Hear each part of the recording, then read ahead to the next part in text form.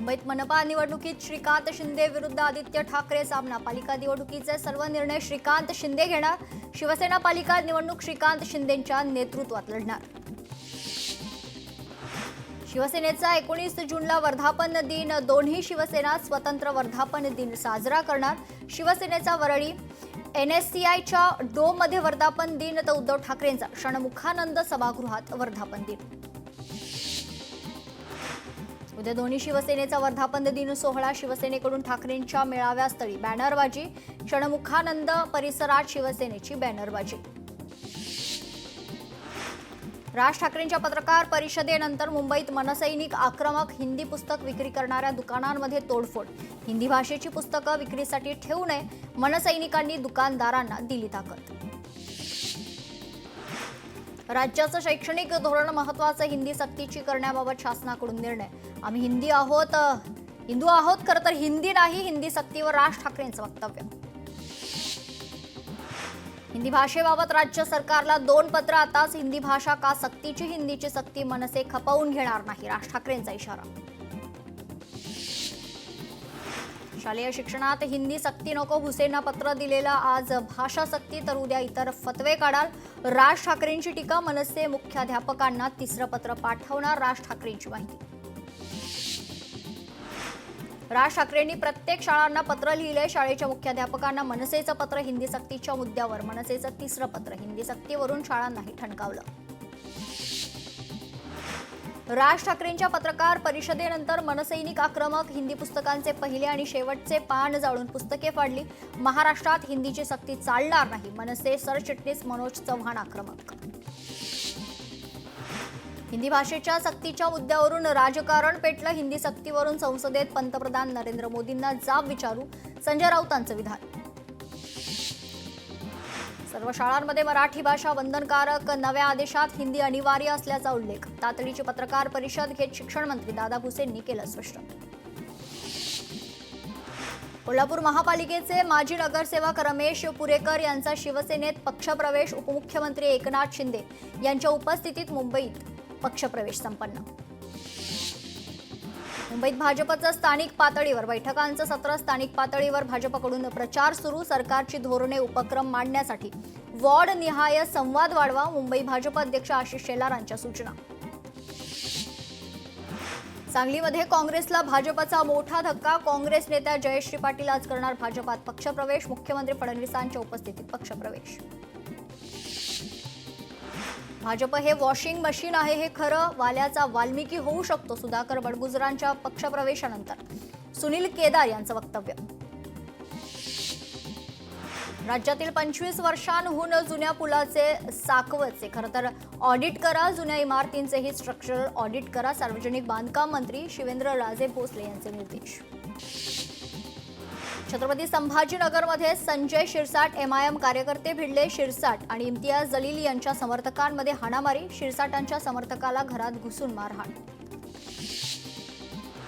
बुलढाण्यातील जिल्हा परिषदेच्या शाळेतील शिक्षकांच्या निलंबनाच्या कारवाईचा ठाकरेंच्या शिवसेनेकडून विरोध। विद्यार्थ्यांची पटसंख्या कमी असल्याने 35 शिक्षकांवर निलंबनाची कारवाई। निर्णयाचा पुनर्विचार करून निलंबन मागे घेण्याची मागणी। जालिंदर सुपेकरची सखोल चौकशी करा, आमदार सुरेश धस यांची मुख्यमंत्री फडणवीसांकडे मागणी। तर पोलीस महासंचालकांनाही आमदार धस यांचं पत्र। जालिंदरने अनेक बेहिशोबी मालमत्ता जमावल्याचा आरोप। मालमत्तेची चौकशी केंद्रीय यंत्रणेमार्फत करा, आमदार सुरेश धस यांची मागणी। ओमराजे निंबाळकरांवर जीवे मारण्याची धमकी दिल्याचा आरोप। व्यावसायिक दिनेश मांगले यांचा आरोप। धमकी देतानाची ऑडिओ क्लिप व्हायरल।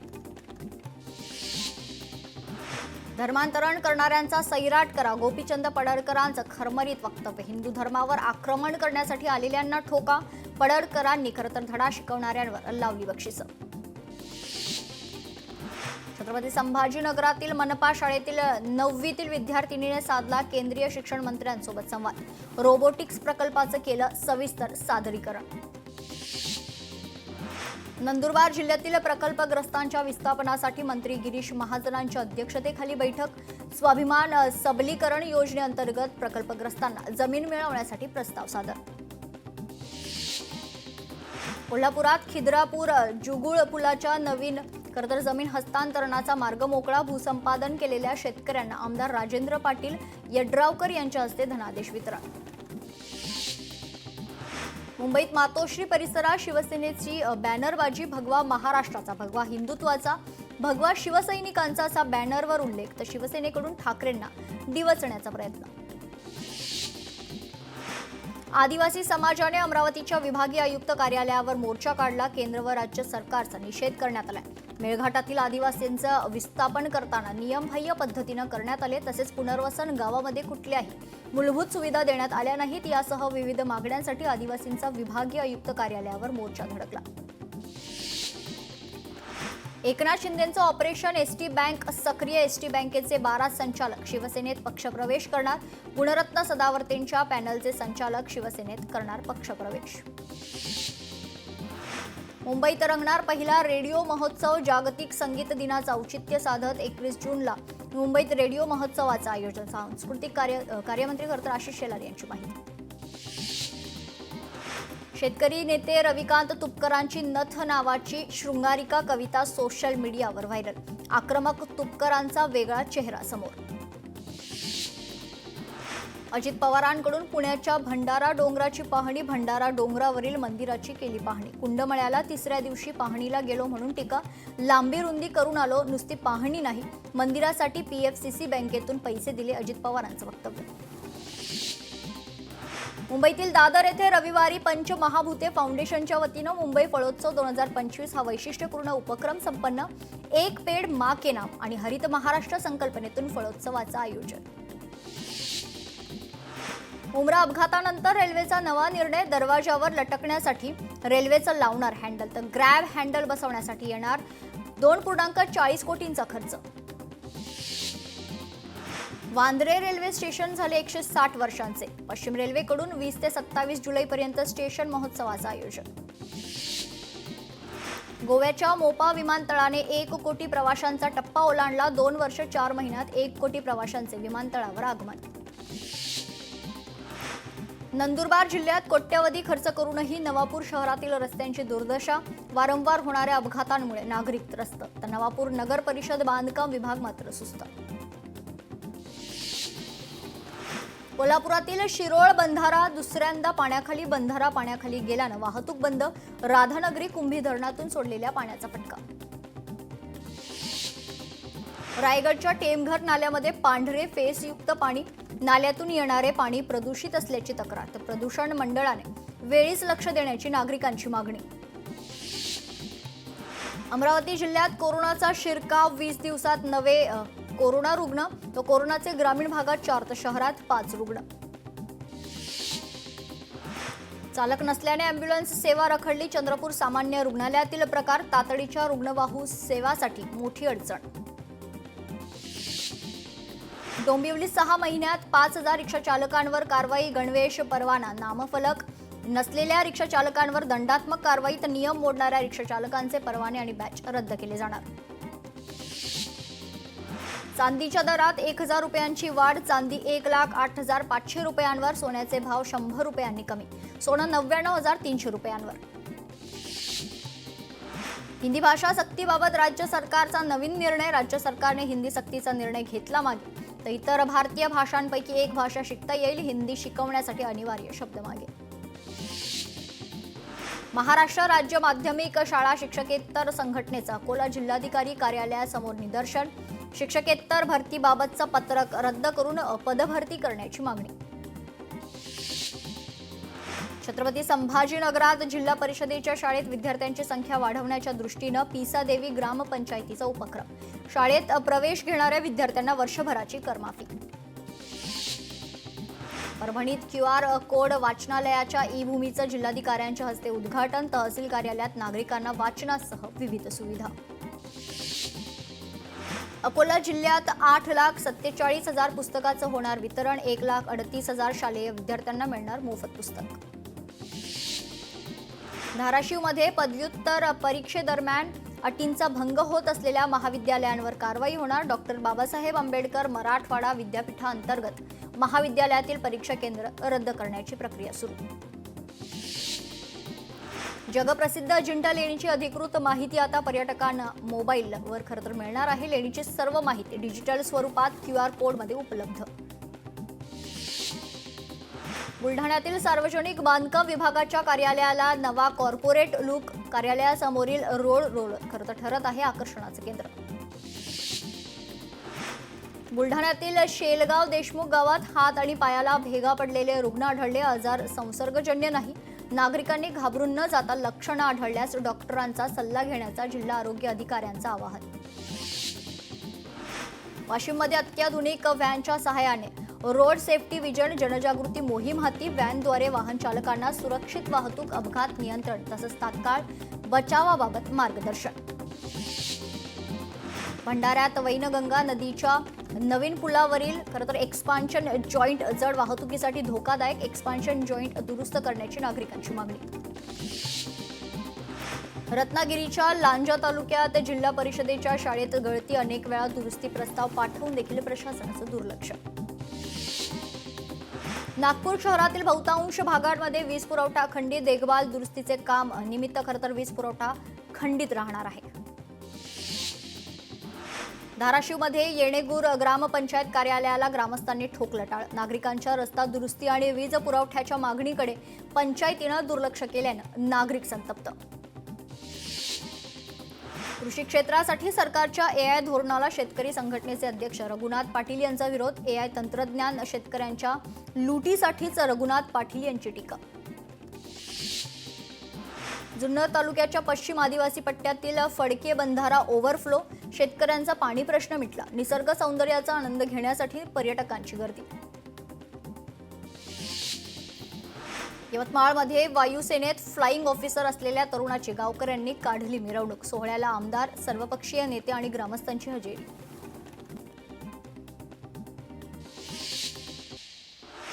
नाशिकमध्ये व्यापारी महासंघाकडून मनमाड बंदची हाक. राजेंद्र पारिक आणि त्यांच्या भाऊ आणि पुतण्यावरील हल्ल्याच्या निषेधार्थ बंद. कडक कारवाईची मागणी. जळगावात शिक्षक संघटनेच्या वतीने जिल्हाधिकारी कार्यालयासमोर आंदोलन. शिक्षकेतर पदभरती संदर्भातले पत्रक रद्द करून प्रलंबित पदभरतीची प्रक्रिया तात्काळ सुरू करण्याचं निवेदन. हिंगोलीतील सर्व 563 ग्रामपंचायती एकाच रंगाने रंगविल्या जाणार. ग्रामपंचायतीच्या सूचना फलकावर उपलब्ध सेवांची माहिती दिली जाणार. नागरिकांच्या सुविधेसाठी मुख्य कार्यकारी अधिकाऱ्यांचा निर्णय. सोलापूरमध्ये गोकुळ साखर कारखान्याच्या थकीत बिलाप्रकरणी शेतकरी आक्रमक. अध्यक्षांच्या कार्यालयात शेतकऱ्यांचं ठिय्या आंदोलन. अकोल्यात अवैध वीट भट्ट्यांविरोधात गणेश सुरजुसे यांचं जिल्हाधिकारी कार्यालयासमोर धरणे आंदोलन. अवैध वीट भट्ट्यांची CBI चौकशी करण्याची निवेदनातून मागणी. मुस्लिम बांधवांवरील कथित अत्याचार थांबवण्यासह विविध मागण्यांचं मुस्लिम मोर्चाचं राष्ट्रपतींना खरं तर निवेदन. परभणीच्या जिल्हाधिकाऱ्यांच्या माध्यमातून राष्ट्रपतींना निवेदन देण्यात आले. वाशिममध्ये सुरळीत वीज पुरवठ्याच्या मागणीसाठी नागरिकांचं महावितरणच्या स्थानिक कार्यालयासमोर अर्धनग्न ठिय्या आंदोलन. जिल्ह्यातील 5 गावांना गेल्या 3 महिन्यांपासून सिग्नल फेज वीज पुरवठा. सांगलीत विविध प्रलंबित मागण्यासाठी दिव्यांग बांधवांचं पालिका कार्यालयासमोर ठिय्या आंदोलन. मूकबधीर असोसिएशन आणि प्रहार दिव्यांग संघटनेच्या वतीनं आंदोलन. तर त्रिकोणी बाग जागेचं आश्वासन पालिकेनं तात्काळ पूर्ण करण्याची मागणी. जळगाव महापालिकेच्या घंटागाडी कर्मचाऱ्यांचं काम बंद आंदोलन. 1.5 महिन्यापासून पगार न मिळाल्यानं कर्मचाऱ्यांचं आंदोलन. जगद्गुरू संत तुकाराम महाराज यांच्या पालखीचा आज वारकऱ्यांच्या उपस्थितीत आषाढी वारीसाठी पंढरपूरच्या दिशेनं प्रस्थान. वारकऱ्यांना विठ्ठल रुक्माईच्या भेटीची ओढ. हजारो वारकऱ्यांचा पालखीत समावेश. संत तुकाराम महाराज यांचा यंदाचा 340वा पालखी प्रस्थान सोहळा. मुख्यमंत्री देवेंद्र फडणवीस स्वतः कार्यक्रमासाठी उपस्थित. फडणवीसांच्या हस्ते संत तुकारामांच्या पादुकांचं पूजन. शिळा मंदिराच्या समोर वारकऱ्यांनी फुगडी खेळण्याचा आनंद लुटला. यावेळी टाळ मृदुंगाच्या गजरात ज्ञानोबा तुकाराम महाराजांचा गजर. मुख्यमंत्र्यांच्या उपस्थितीत वारकरी करणार भक्तियोग. 21 जूनला जागतिक योग दिनी पुण्यात रंगणार भक्तियोग. तर फडणवीस, अजित पवार योग दिनात सहभागी होणार. पैठणमधील पालखी सोहळ्यातील अडचणी दूर होणार. पालखी मार्गाचं अपूर्ण काम मार्गी लावण्यासाठी प्रयत्न. खासदार संदीपान भुमरेंचं आश्वासन. वाशिममध्ये कामरगाव येथे सायकलवारीचं जल्लोषात स्वागत. सायकलवारीमध्ये 38 सायकल स्वारांसह 5 महिला सायकल स्वारांचाही समावेश. पैठणच्या संत एकनाथ महाराजांची पालखी आज प्रस्थान ठेवणार. पैठणच्या नाथवाड्यातून पालखी सोहळ्याला सुरुवात होणार. 18 दिवस प्रवास करून 5 जुलैला पालखी पंढरपूरला पोहोचणार. आषाढी यात्रेसाठी पंढरपूरला जाणाऱ्या पालख्या आणि दिंड्यांना 20,000 रुपये अनुदान. सरकारची घोषणा. मानाच्या पालख्यांमध्ये नाव नोंदणी केलेल्या खरं तर पालख्यांनी दिंडीचा सक्षम पुरावा पुणे विभागीय आयुक्तांकडे सादर करण्याचं वारकरी साहित्य परिषदेचं आवाहन. वाशिम बाजार समितीत सोयाबीनची आवक घटली. सोयाबीनच्या दरात समाधानकारक दर न मिळाल्यानं शेतकऱ्यांनी विक्री थांबवली. बाजार समितीत 8,000 क्विंटल सोयाबीनची नोंद. वाशिममध्ये शेतात खरं तर वखरणीच्या कामाची लगबग. जिल्ह्यात सिंचनाची सोय नसलेल्या शेतकऱ्यांनी केली पावसाची लागवड. शेतकऱ्यांना पीक कर्जासह शासकीय योजनांचे कर्ज वेळेत देण्याचे वाशिम जिल्हाधिकाऱ्यांचे बँकांना आदेश. जिल्हास्तरीय बँकर समितीच्या बैठकीत सूचना. मालेगावमध्ये खरीप पेरणीची लगबग सुरू. बैलांचं पूजन करत पेरणीला सुरुवात. चांगला पाऊस पडल्यामुळे शेतकरी सध्या आनंदात आहेत. अकोल्यात नुकत्याच पेरणी केलेल्या पिकांवर वाणी किडीचा प्रादुर्भाव. कपाशीसह तुरीचं पीक धोक्यात. अर्धा जून संपला तरी पेरण्या फक्त 8%. आतापर्यंत 11,70,000 हेक्टरवर पेरण्या. पुणे विभागात सर्वाधिक पेरण्या. कृषी क्षेत्रात कृत्रिम बुद्धिमत्तेचा वापर करण्यासाठी AI धोरणाला राज्य मंत्रिमंडळ बैठकीत मंजुरी. पुढील 3 वर्षांसाठी AI धोरणाला मंजुरी. तर धोरणासाठी 5,000 कोटी रुपयांची अर्थसंकल्पीय तरतूद. यंदा बियाण्यांच्या दरात 10% वाढीमुळे शेतकरी आर्थिक संकटात. पिकाच्या हमीभावात किरकोळ वाढ तर बियाण्यांच्या दरात 10% वाढीमुळे शेतकरी नाराज. रब्बी उन्हाळी कांद्याला केंद्र सरकारकडून प्रति क्विंटल 1,435 रुपये दर जाहीर. बाजारभावाच्या 150 ते 250 रुपये दर कमी. कांदा उत्पादक शेतकऱ्यांसह शेतकरी संघटनांचा रोष उफाळून येण्याची शक्यता. बुलढाण्यात शेतकऱ्यांना मुसळधार पावसाची प्रतीक्षा. पेरणी होऊन पाऊस न झाल्याने शेतकरी चिंतेत. लवकर समाधानकारक पाऊस न झाल्यास दुबार पेरणीची परिस्थिती. बीडमध्ये बँकेच्या गेटवर गळफास घेऊन बापानं संपवलं जीवन. लेकीच्या लग्नासाठी ठेवीचे पैसे मिळत नसल्यानं पाऊल तर चक्रा मारून थकलेल्या बापाचं टोकाचं पाऊल.